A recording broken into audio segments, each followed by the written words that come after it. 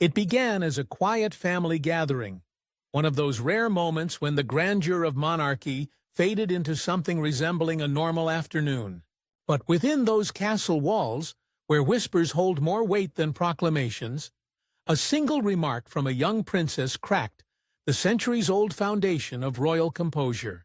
Princess Charlotte, just 9 years old, spoke words so disarmingly honest that they pierced through titles, protocols, and years of tightly held secrets. The setting was informal, the company trusted, but her voice, innocent yet unwavering, carried a truth no one in that room could ignore. A senior member of the royal staff, close enough to hear, yet far enough to remain unseen, reportedly froze. Within hours, the remark had leapt from palace corridors into private texts, hushed phone calls, and eventually the hands of a press corps, all too eager to expose the next royal tremor. By the following morning, the nation buzzed with one burning question. What did Charlotte say? It wasn't a scandalous accusation. It wasn't politically loaded. It was simple, heartbreaking, and powerful. Those close to the moment claim Queen Camilla was so stunned, she said nothing at first. Her eyes reportedly welled up before she abruptly excused herself, retreating behind closed doors. But the damage had already begun. What truly ignited the firestorm was the interpretation. Palace insiders began whispering that Charlotte's words echoed Diana, not in name, not in memory, but in spirit. A ghost of empathy, honesty, and quiet resistance that the royal family has never fully escaped. And that comparison? It was dynamite. When the leak reached King Charles, his first reaction was not anger, it was fear. A child's voice has become a symbol, and symbols are harder to silence than scandals. The order was swift. Contain it, suppress it, deny it if needed.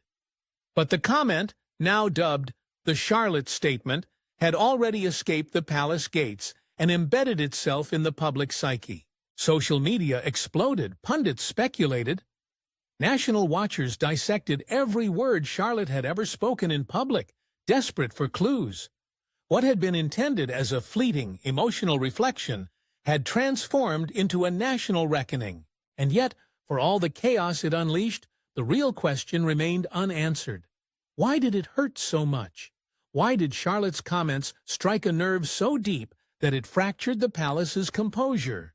The answer wasn't in the moment, it was in history, in the layers of conflict, resentment, and buried truth between Camilla and the legacy Charlotte was born into.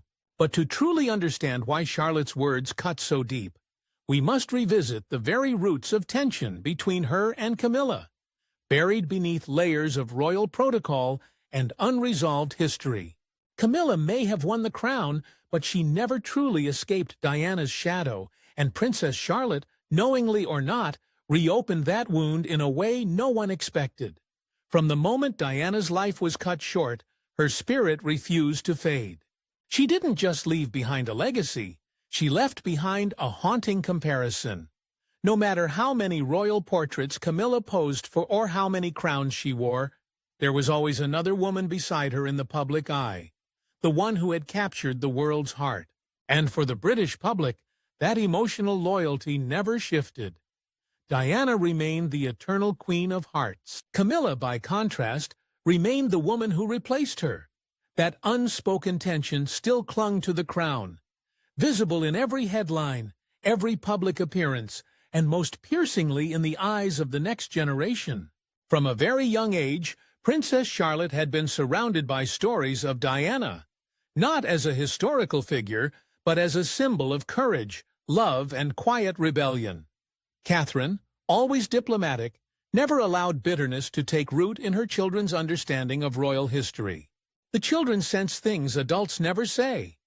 Charlotte, with her intuitive mind and watchful nature, picked up on the subtle emotional undercurrents that adults thought they'd concealed. She watched the way people spoke of Diana with reverence, nostalgia, and emotion. She noticed how Camilla, even when standing in the same place, never received the same warmth. In a household where legacies are weighed more than words, that contrast shaped her quietly. Camilla, to her credit, tried. She made the effort to bond with the younger royals. But effort does not guarantee connection. The warmth never truly flowed between her and Charlotte. Not out of malice, but out of a gulf too wide to bridge.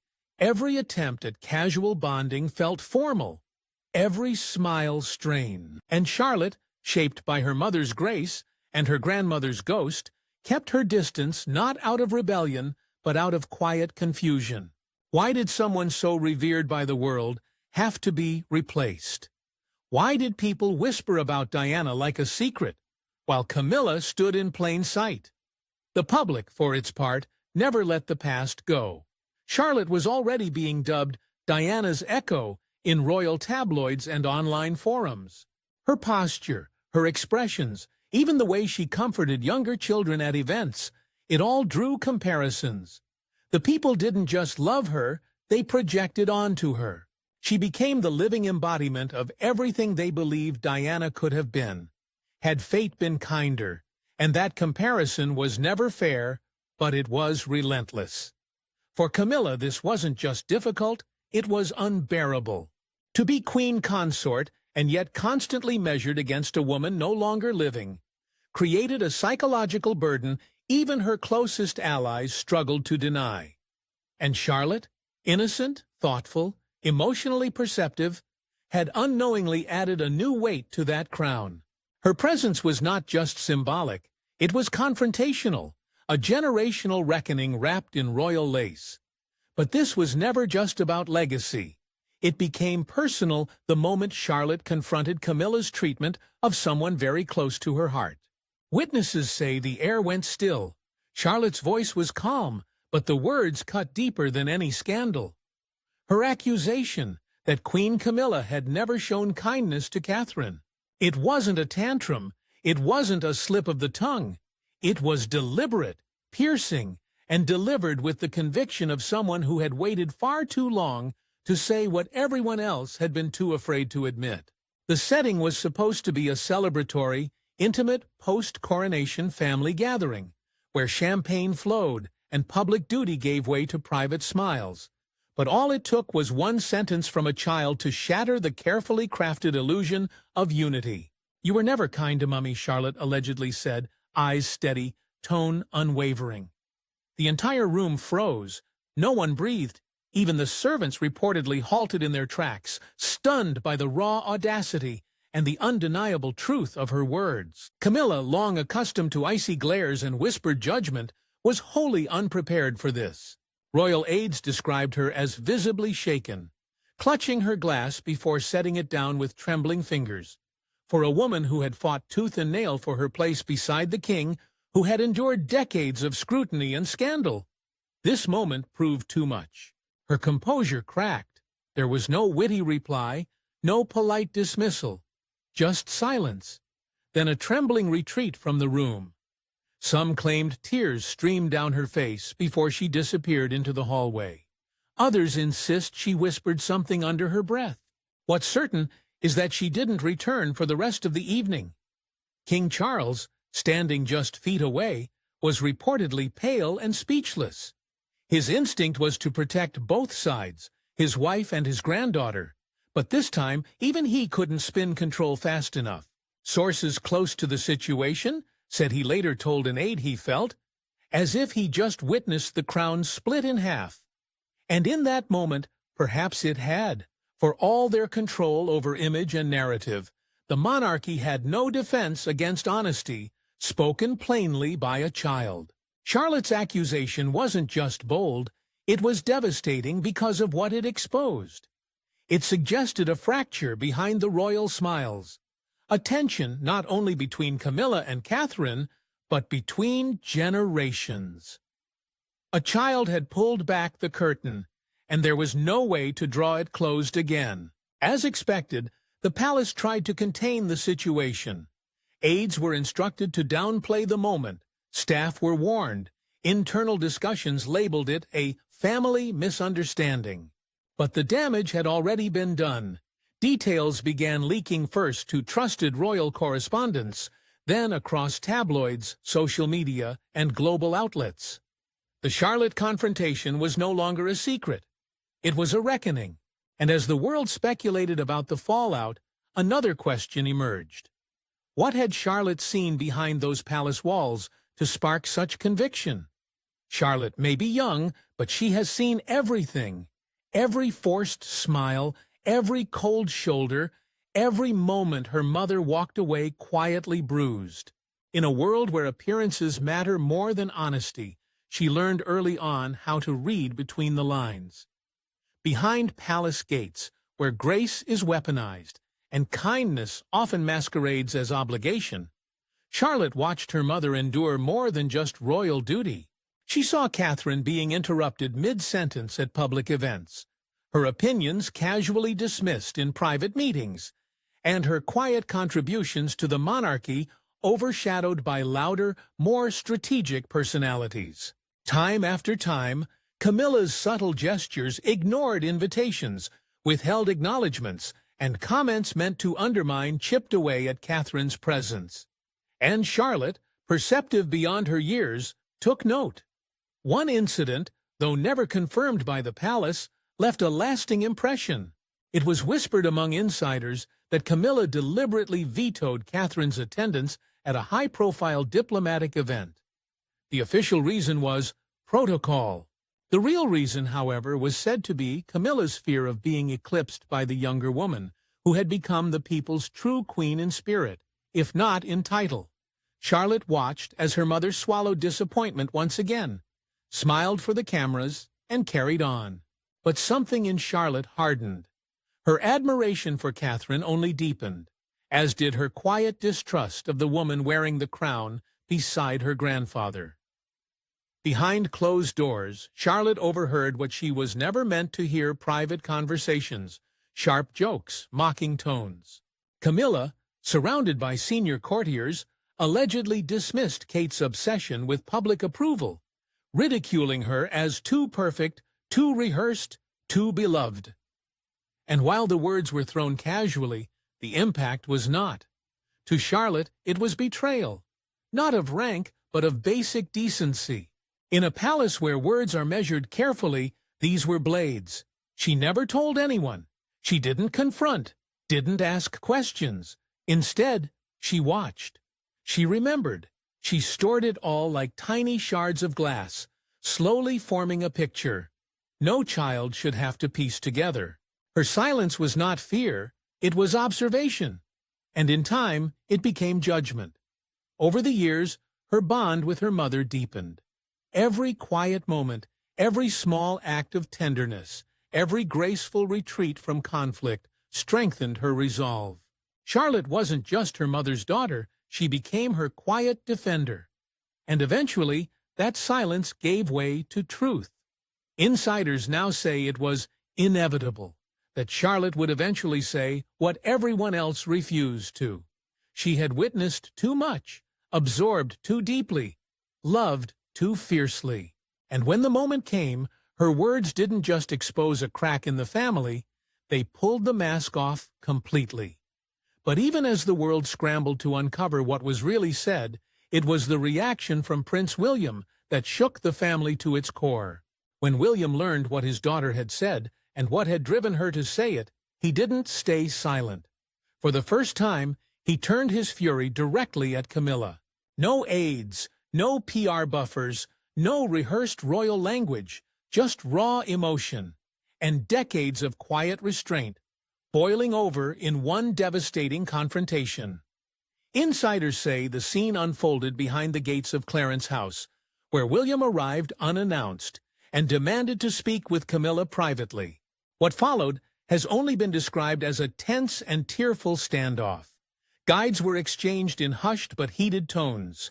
Witnesses claim Camilla attempted to explain herself, to defend her intentions, to deny malice. But William wasn't there to negotiate. His message was clear. You should have known better.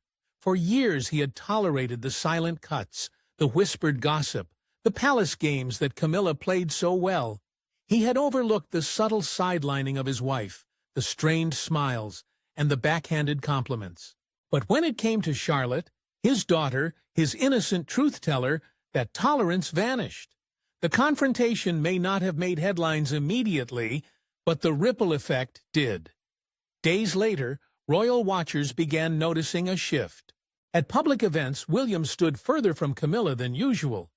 There were no photos of shared laughs, no customary polite exchanges. At one state banquet, he reportedly declined to toast in her direction. The images, though subtle, spoke volumes, and soon the speculation began to spiral. Behind closed doors, William took it even further. He began pressing senior advisors to reassess Camilla's visibility in the royal schedule. His argument wasn't based on personal vendetta, it was framed around public sentiment. The people, he claimed, were losing faith. The crown needed moral clarity, not political calculation. Though Charles begged him not to escalate the matter, William held firm.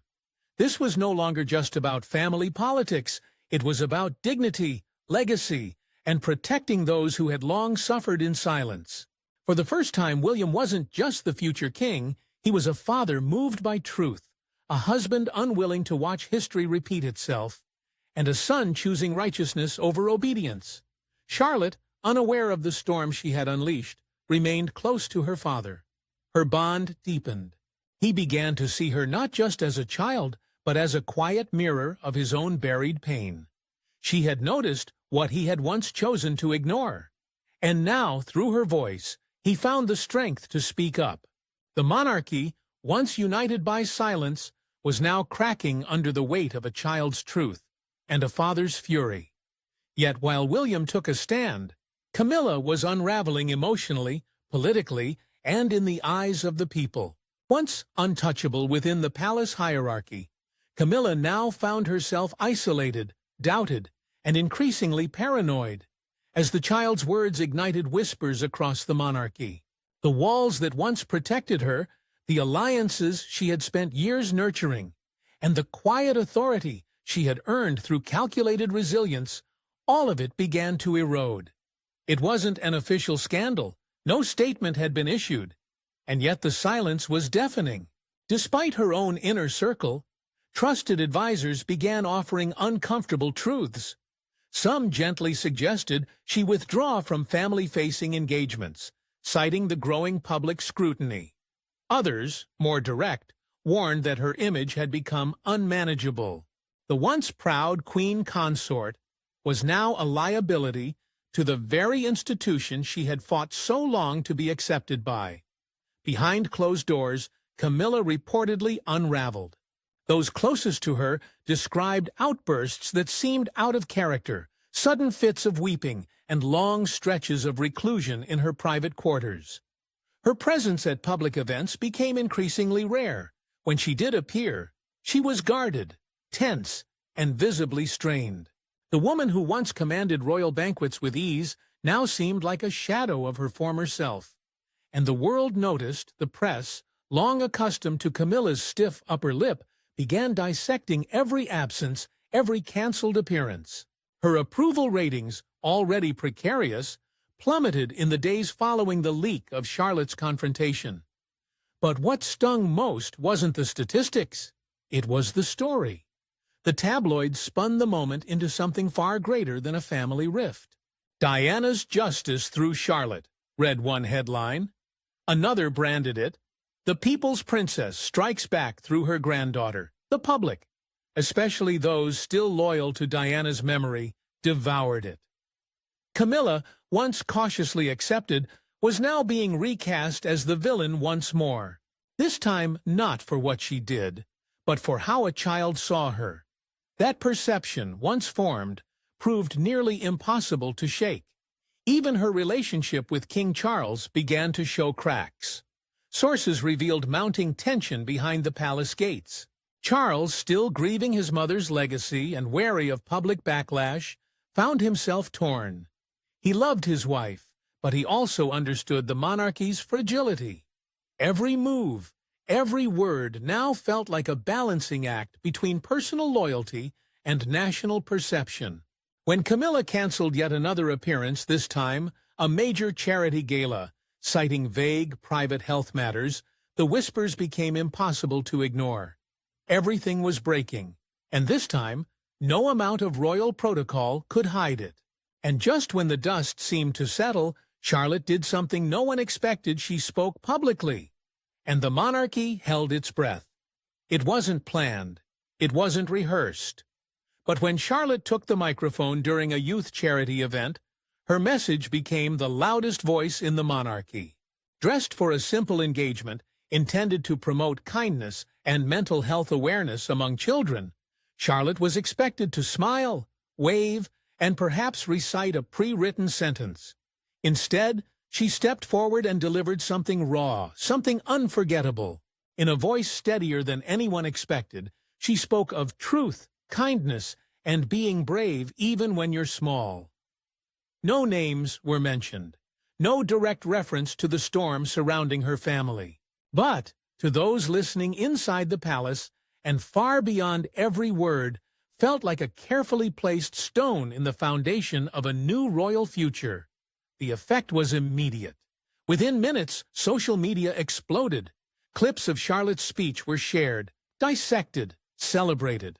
Headlines didn't hesitate to connect the dots. Charlotte speaks. Is this a message to Camilla? Diana's legacy lives on. The youngest Windsor becomes its boldest voice.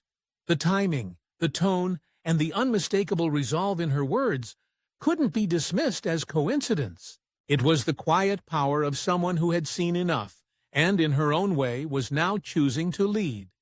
And while Charlotte said nothing about the palace rift, she said everything.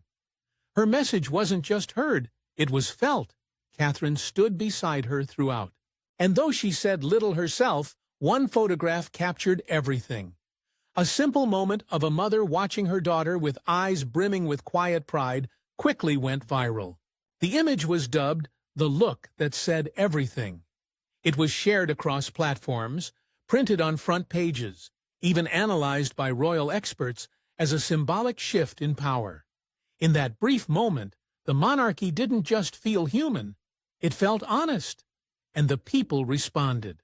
Number Team Charlotte trended worldwide within hours. Celebrities, public figures, and ordinary citizens alike praised the young princess for her courage and conviction. To many, she wasn't just a royal child anymore, she had become the moral compass of a crumbling institution. Behind the scenes, however, the palace was in full panic mode. Senior aides scrambled to rewrite press releases, adjust upcoming appearances, and brief the family on potential fallout. The speech, though inspiring, had placed the royal household in a new kind of spotlight, one they couldn't control. For the first time in recent memory, the power of narrative had slipped from the monarchy's grip and landed in the hands of a child. And that, more than any scandal or public blunder, sent shockwaves through the institution. But behind the inspiring words and proud gazes, a storm was building. Camilla was not ready to let this go unchallenged. Backed into a corner, Camilla launched a quiet but strategic retaliation, a maneuver that could change Charlotte's royal future forever. The applause from Charlotte's public speech had barely faded before murmurs began echoing through palace corridors. When closed doors, Camilla made a move not even her closest allies had anticipated. She allegedly approached King Charles with a request cloaked in concern, but fueled by desperation that they reconsider the future royal titles set aside for Charlotte. The reasoning, she argued, was constitutional order. But to those who had witnessed the unfolding drama, the timing was unmistakable. This wasn't protocol. This was punishment. Rumors began swirling that Charlotte's position in the line of succession was being quietly discussed by constitutional advisors. Officially, nothing had changed. But unofficially, tension rippled through every layer of the monarchy. Catherine and William, once reluctant to stir conflict, now stood in complete opposition. The idea of stripping their daughter of future honors because of a heartfelt speech was not only unjust, it was unthinkable. And so the Cold War began. Subtle glances at events, separate entrances, conversations cut short. The once delicate balance between Charles and his heir turned brittle, and Camilla stood at the center of the storm. Then came the Queen's public comment, veiled, ambiguous, but unmistakable in intent. During a speech at a formal charity gala, Camilla referenced the importance of knowing one's place, regardless of age or popularity. It was a single line, but the world caught it like wildfire. The press didn't hesitate. Queen swipes at Charlotte, splashed across front pages. Quick reaction was brutal. What was once quiet support for Charlotte became an uproar. Camilla's motives were dissected on morning shows and debated on talk radio.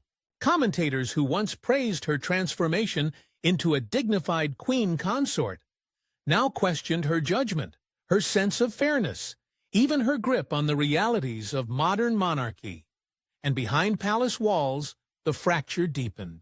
What had started as a child's emotional truth had grown into a full-blown crisis of loyalty and legacy. A monarchy already struggling with public trust now stood divided not by scandals, but by conscience. Allies turned cautious. Staff grew silent. The very foundation of unity that had held the family together since Queen Elizabeth's reign was splintering, piece by piece. This wasn't just about Charlotte anymore.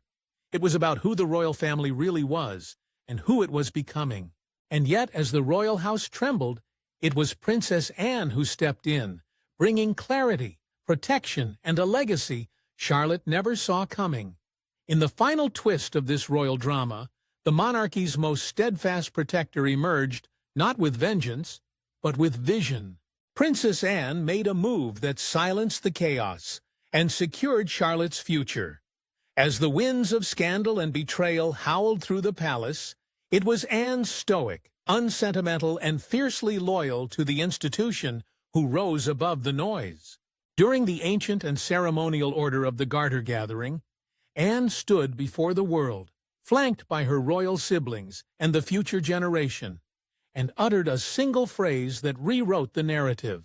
In her grace, her clarity, and her courage, Princess Charlotte has shown herself to be the conscience of what lies ahead.